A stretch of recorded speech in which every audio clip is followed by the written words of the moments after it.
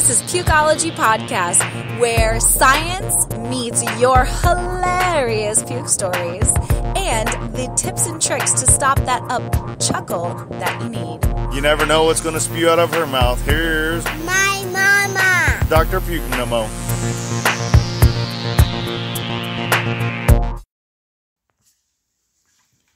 Have you ever seen that show, I Didn't Know I Was Pregnant? Well, there are pregnant women who made it through 9 months and never had a baby bump. You're probably wondering, how is that even possible? Well, I'm here to tell you all the science behind when will you start showing your baby bump and why it's different for all women in today's Pregnancy Pukeology Podcast, episode 57. Want no more morning sickness, pregnancy nausea, or how about no more headaches or migraines? Visit our sponsor, nomonausea.com, the only natural way to instantly stop your worst nausea, vomiting, or headaches now.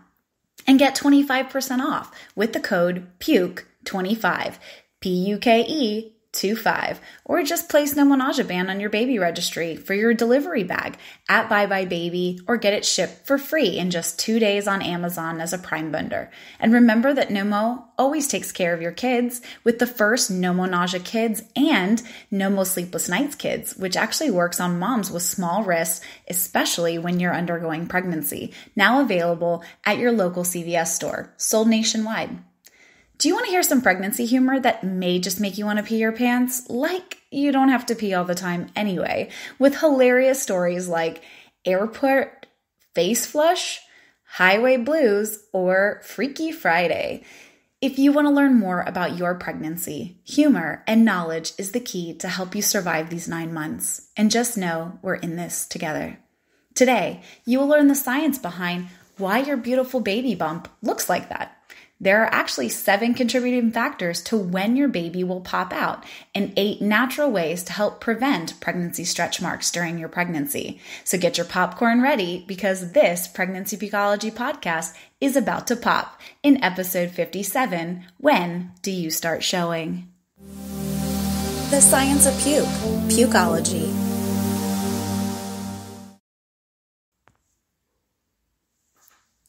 When will I start showing in my pregnancy? Well, missing your period and feeling a little nauseated, vomiting, or morning sickness may suggest that you're pregnant. You can get no mo of that morning sickness if you visit nomonausea.com. But again, hooray, finally, you do a pregnancy test and you feel more excited when you find out the result turns positive. Congrats, you're expecting. But there's only one who knows more about your pregnancy other than your doctor, which is you, and when your pregnancy will become obvious to the world. That's what I'm here to talk about because, again, not every pregnancy journey is the exact same for every single woman. So what is showing? Well, knowing that you're pregnant doesn't mean that you're showing. Showing also doesn't mean going around and telling others that you're expecting. Rather, the show is having an obvious baby bump that shows people that you are pregnant. If your outside is reflecting what you are aware of on the inside, you are truly showing. When this happens, no one will ask you whether or not you're pregnant. Showing is what you let your coworkers, your family, or friends know that you're expecting. To some women, showing is like a big relief, but to others, women, showing is betrayal, especially because if they wanted to keep their pregnancy a secret. I personally didn't pop out and show until I was 6 months pregnant with my first one. But man, oh man, my baby girl, she started showing much earlier. And I always remember that during the first and second trimester, I always felt like I just looked like a bloated person who just ate a big cheeseburger or a whole pizza pie. And so that was like the running joke with everyone is that when are you going to pop out or when are you going to show? And if I have learned anything in being a physician and having my own practice, I will let you guys say or know, I never ask women when they're pregnant. I let them tell me just because of the fact that I have made mistakes. And I will also say that just because you had a baby X amount of time ago does not mean that the swelling goes down immediately or that you even lose that fat that you once gained. So, word to the wise, always tell them that they look beautiful, regardless if you think they're pregnant or not. Don't be the one to screw up. So when will I start showing? So that's like the biggest question that I always get. Well, most women start showing when they're about 14 to 16 weeks pregnant. Showing early or late doesn't mean that your baby isn't growing normally. I'm going to say that again. Most women start showing when they're 14 to 16 weeks pregnant, aka right around 4 months. But showing early or late doesn't mean that your baby isn't growing normally. It is perfectly normal to start showing as early as 12 weeks pregnant or after 20 weeks of your pregnancy. If you start to notice that your pants don't fit you well anymore, use the hair tie trick. It's the greatest one of all because you do look a little bloated, especially during the first couple months, right? Like, so right around the third month, it starts to get uncomfortable. Take a hair tie and I want you to literally loop it around the actual pant button that you have and then loop it through the other side. This gives you a little bit more time so when you grow into your pants, but once it's really uncomfortable, the great news is, guys, athleisure is what I think it's called, is really a new trend now with big sweatshirts. Go for it. I would be wearing that 1,000,000% and every single day if I was pregnant right now. Again, don't get panicked if you are delayed in showing. So if you're little, as my good friends who are also physicians say, a small dog kept in a small cage stays small. Well, think about it like that. If you're just a small person, sometimes the baby, again, can either pop right out because they have they're a much bigger baby than you have a body, or you might just be a small entity. So you might just have a smaller uterus or be very physically fit. And we'll talk about that in a second. So here are some factors that will affect when you will start showing. Number 1, a previous pregnancy. If it is your first pregnancy, don't expect to show early. This is because your body has never experienced this before. Any physical changes like this that are happening with your pregnancy are brand new, and your body's just trying to get used to it. Secondarily is if your pregnancy was like a very long time coming, or if you didn't even really know that you were pregnant, sometimes that can be that aha moment that you end up getting. The second pregnancy or the subsequent pregnancies will start to show about 1 month earlier than your first pregnancy. Why, you probably ask? Well, after your first pregnancy, your body gets primed to pop. The uterus assumes its normal original size and reverts back after your first pregnancy. But the first pregnancy stretches it and overextends the abdominal muscles, hence your uterus is able to grow more and sits more anterior in your belly, making it appear much more obvious in your early pregnancies. So again, think about a balloon, guys, okay? First time you blow it up, it's like really hard to blow up. And then once you get it past the certain point, it starts to blow up easier.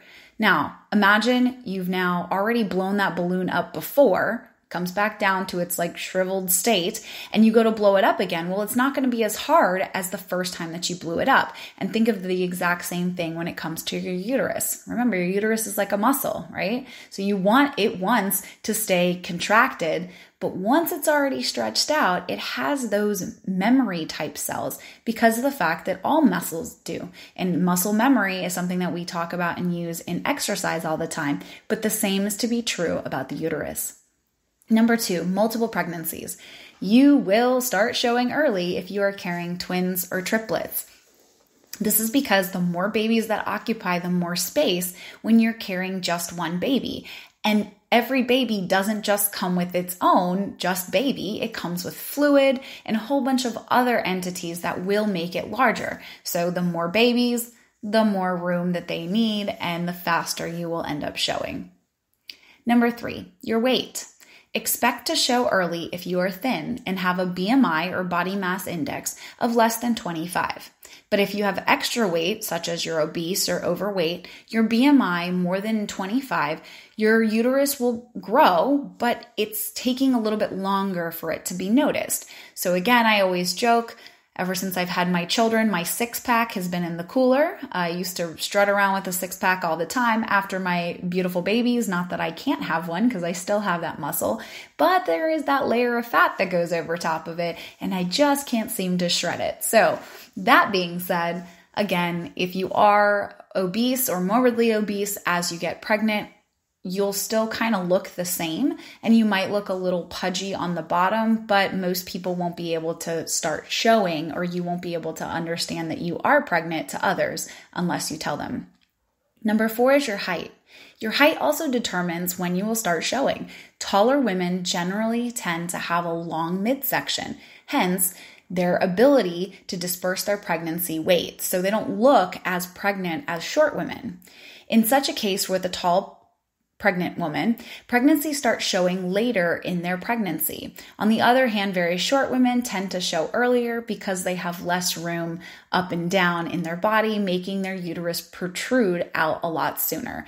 My tia Sonia, I'm Spanish, so hence my aunt Sonia, we used to say when she was pregnant, she only had one baby in there, but she was literally outward farther than she was tall. It seemed like she's only 4'11", and man, oh man, that baby stuck out. I mean, it was crazy. We still have a picture, and of all pregnant women, I remember being younger and just staring at her belly and thinking, how many babies are in there? And there was only one. So again, your height really does make a difference. Number 5, the strength of your abdominal muscles. You will show sooner if you have weaker abdominal muscles. Ladies, this doesn't mean go do a gajillion crunches. It's not going to help now that you're already pregnant. But if you are always been or have been physically fit your whole life, you've had a 6-pack, whatever that may be, you can actually, your abdominal muscles, which go over top, so think of it as different layers, right? You have your uterus, which actually houses the baby. You have your abdominal muscles, which are yours, not the baby's. And then, of course, you have your skin over top of it. Well, if your abdominal muscles are super tight, it's going to take the baby, even if the baby is pushing to try to get out, it's not going to allow it to get really, really far protruded. And have you ever seen those TikToks or any of those other video profiles where these skinny, very athletic girls can actually push their belly out and make them look pregnant? And it's because of the fact that they have really, really strong abdominal muscles. Well, it works in the opposite end if you're trying to protrude or push out your abdominal muscles. So again, some also will have conditions in pregnancy, such as diastasis recti, which means they're not physically moving back to where they should, umbilical hernias, or abdominal surgeries. And I've actually done an entire pregnancy Pukeology podcast on diastasis recti in talking about your post-delivery and things of that nature, something that you want to consider or maybe even go back to. It's all there and it's wonderful. Just different things that you can do after having a cesarean section. And if you want to ever take a look, what is a VBAC? It's on episode 21. And then again, if you yourself have ever had any perineal tears, that's episode 35. But we also talk about diastasis recti in a huge, huge podcast. So again, go check that out on the tips and tricks section. Number 6, let's say the position of your womb, okay? Now, having a womb, which is the baby, what you carry the baby, the hot tub holder, if it's more to the back towards the spine, it makes your pregnancy less noticeable, especially when you're in your second trimester starting or whatnot. On the other hand, you will start showing sooner if your uterus is tilted anteriorly. Now, you can ask your doctor to assess your uterus and they can let you know what the position is. I know mine, I had an anterior and my anterior placenta, hence why whenever I was undergoing a C-section for my second, I was not able to have a VBAC. And we talked about what a VBAC is in what is a VBAC, which I kind of referenced just recently. But again, a VBAC is a vaginal birth after a cesarean section, and why I was not considered a candidate if I ever wanted to have my third. But I was a regular vaginal the first time, but my daughter, which is the second, had different plans. So the position of your uterus really does matter, especially if they're growing in certain forms, and also where the placenta sits. So is it sitting down by the cervix? Is it much more anterior? Is it posterior? All those questions that you want to talk to about your doctor. And the more knowledge you have, the more power that you know and see, and it makes sense. Oh yeah, I had a posterior womb, or I'm very anterior, hence why I was showing much earlier. Number 7, and the last one, Incorrect due date. If you are given the wrong dates, you might appear to show earlier.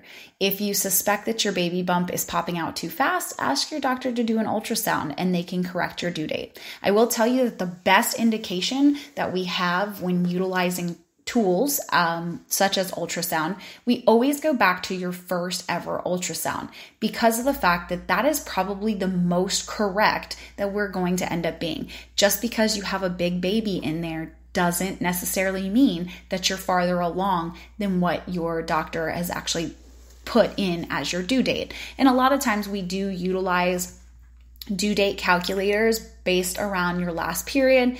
If you are a person like myself, I was always so erratic on my period. It was very difficult for me to figure out or pinpoint. We actually used ultrasound. We went back to the very first one. So, and if you're also looking to find out, how do you calculate your due date? And just in case you don't have one of those really cool little wheels, there is an entire podcast on that. It's how to calculate your due date. We call it the due date calculator, and it's episode 40. So go check that out.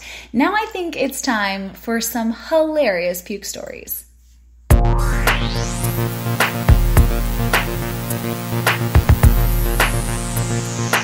Growing up on a Tuesday? One puke story. The worst was barfing in the bathroom of an airport. As some of you guys know, the automatic toilet will continuously flush in your face, and I was not only getting flushed in the face by getting spritz of water, I was also peeing my pants with the heavy force of dry heaving that I was getting during my wonderful morning sickness encounter. Now, my bag was already checked through, so I had no clean pants for the next 6 hours. Oh, you poor thing. Again, traveling while pregnant, especially during the first trimester, was absolutely the worst. So I totally feel you, girl. I got really good at throwing up in plastic baggies. Something I never thought I would say while driving, but once it happened while I was driving 70 miles an hour down a freeway, and it got all over me and the car. So just in case you're wondering, if you go to dump your barf bag at 70 miles an hour, it literally is like hitting a brick. So it will fly right back inside, and it got everywhere. Don't do it. If you have to vomit, just go pull over and throw up. Thank you, Anaya from Washington. That was a hilarious puke story. I thought I was over the sickness, and then I was getting frisky with my husband. I don't want to be graphic or anything, but let's just say we found out the hard way that pregnancy gives me a really, really strong gag reflex. It was really, really bad. Do you have a hilarious puke story that you just can't wait to share it with me? Send it to me. Pukeology, Pukeology @nomonausia.com. That's NOMONAUSEA.com. Or tweet me at Pukeology so we can all have a good laugh.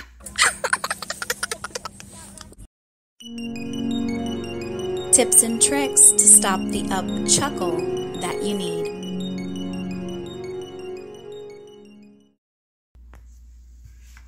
So how can I get rid of stretch marks, regardless of when I'm about to pop and regardless of how big my belly gets? I don't want those ugly things. Stretch marks are unfortunately forever. And some of us, which is so darling from our wonderful puberty, we already have stretch marks, right?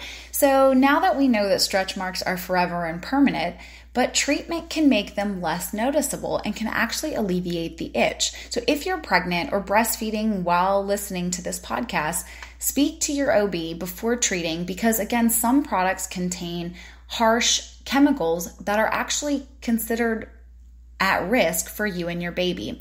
I'll give you one example. Retinol, which is found in many of the creams, can actually be harmful to your baby. So please don't use that, especially during organogenesis at the very beginning. And also if you don't use it around like the nipple area if you're breastfeeding, because you don't want the baby to literally ingest bad toxic chemicals. I will also like give you a little heads up, ladies. Most of you guys are pregnant that are listening to the doc, listening to me. Try some olive oil, right? It tastes good for them and it's great for your nipples, especially if they're hurting during breastfeeding. Just letting you know, it is a wonderful, wonderful little lubricant. Remember that your skin is the largest organ of your body. So it does get into the bloodstream, and that's the reason why, as your largest organ system, you want to be careful with what you're putting on your body and the concentration at which you're doing it. Small areas, we hear of retinol creams using at nighttime to prevent those ugly, bags and wrinkles under your eyes. Again, that's a very small area. Your eyes are very sensitive, but again, if you're using retinol all over your skin, like you have, like me, my darling Spanish side of my family, right? Our booties grow just as big as our baby bumps grow, and rubbing a huge retinol cream all over your glutes, front, back, things like that, that could actually be harmful because of the high concentration of chemical that you could be introducing into the body, as well as your bloodstream and the baby. So stretch mark creams, everybody asks, what are the best ones? So there's tons of creams and lotions and gels on the market, but no, not one alone seems to help individually. Let me be more specific. Here's some good tips to help you to get the full potential out of your anti-stretch mark cream, or what I like to call the no-mo stretch mark hacks. I'm not advocating for one cream or another. I don't own a cream company or anything like that. I just wanted to let you guys know what are the actual active ingredients that really do make a difference. Use the products on early stretch marks. So treatment options that have little to no effect on mature stretch marks. So if you're trying to get rid of your puberty memories, sorry, sister.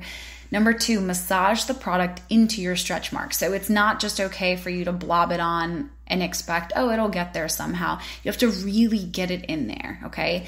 They have those like cool Terra guns now that are utilized for massages. I would first massage in the actual cream itself so it doesn't leave a really sticky residue on the actual ball, but it's basically like a massager.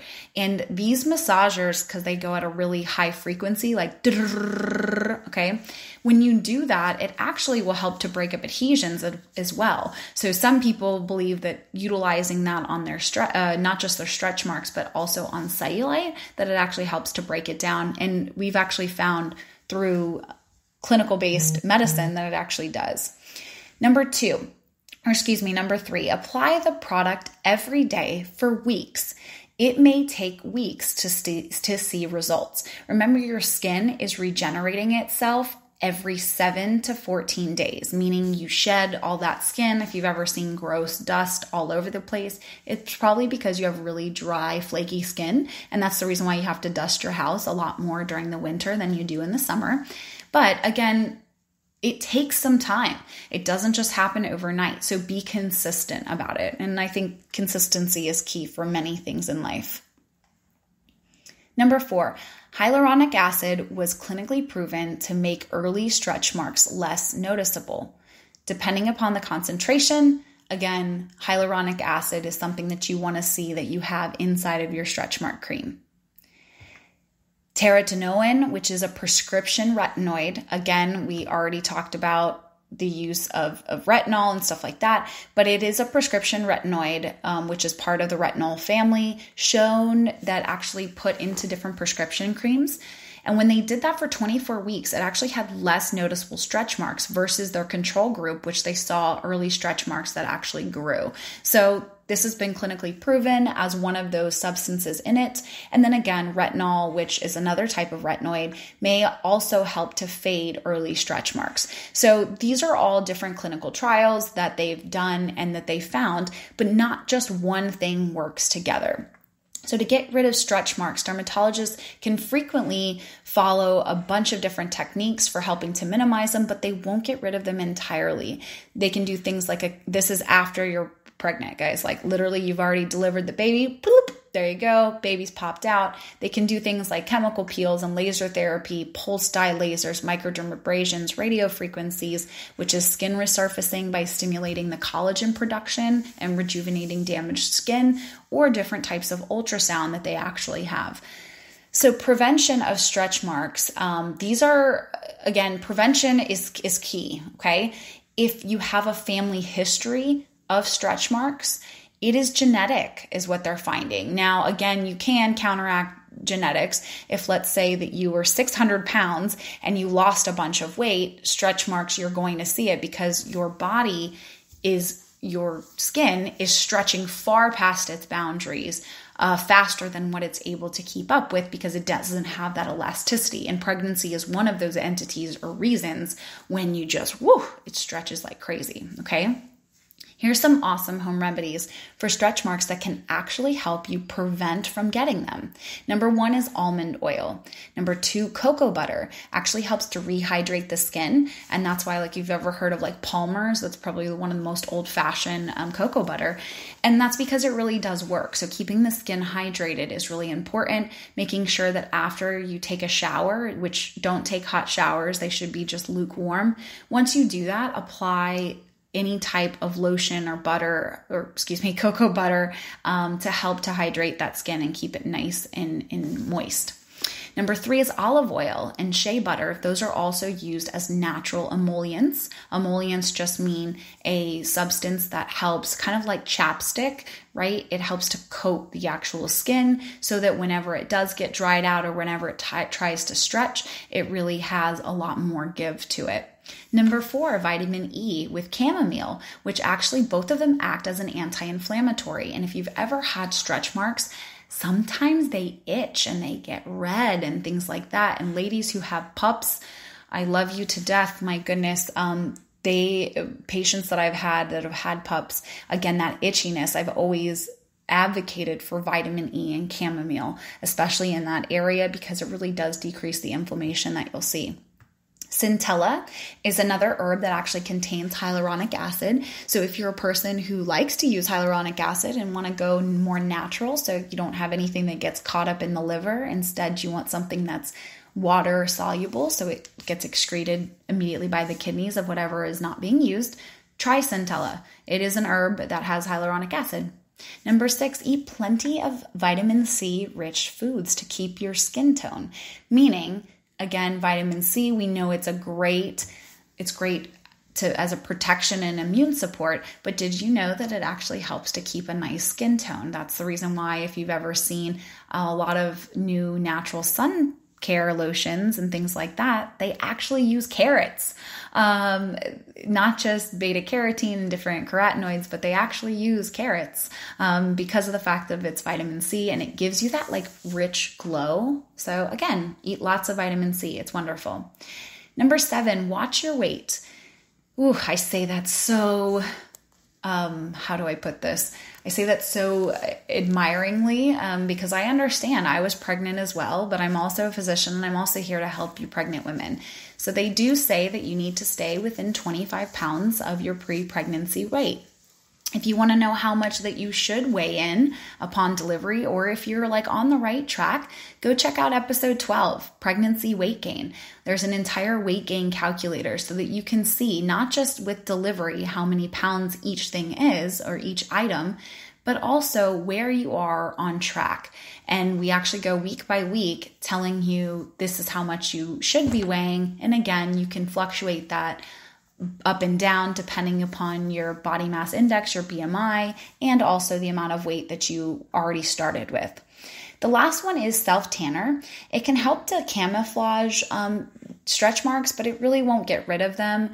Just please, whatever you do, do not go into a tanning bed during your pregnancy, post-pregnancy. And the reason why is because tanning beds will actually make stretch marks more noticeable. And I'm going to make sure that I say that one more time. Tanning beds, they do make stretch marks more noticeable. People think that, oh, because I'm tanner, that's not the way it works. They actually have 2 different types of light. It's UVA and UVB rays that you're getting from the tanning bed, which actually will discern or differentiate the different contents of melanin in your skin. So if you're a person like me, I have eczema and I'm naturally a fair Latin woman, I don't carry the melanin content. So whenever I go to the tanning bed, I look like a cheetah grr, because I have 2 different amounts of melanin in my skin tone. So I just look like a blotchy mess. So again, ladies, just trying to give you some tips and tricks to help you. Now that you've known everything that you can know about what type of baby bump you actually have, whether it's a beautiful baby bump, it's beautiful regardless of what type, whether it's a B shape, a super skinny bump, a swinging low bump, a fitness bump, right? Or just a bump in general, or, some people carry it anterior. You now know that there are 7 contributing factors as to when your baby will pop out, and it's different for all. It doesn't mean that you will or will not start popping out right around 12 to 14 weeks gestation, but that there are different factors contributing to when you will show and why. Plus, you got 8 incredible natural ways to help prevent stretch marks, and also to take a look at stretch marks cream for after the baby is out as to what really actually works. If you love Pregnancy Pukeology podcast, let me know with a 5-star rating or hearts for likes. And don't forget to download this episode, but more importantly, share it with all your Prego friends. Thanks again for listening to Pregnancy Pukeology podcast, episode 57. When will you start showing your baby bump? That's it for right now. See you guys in 2 more weeks.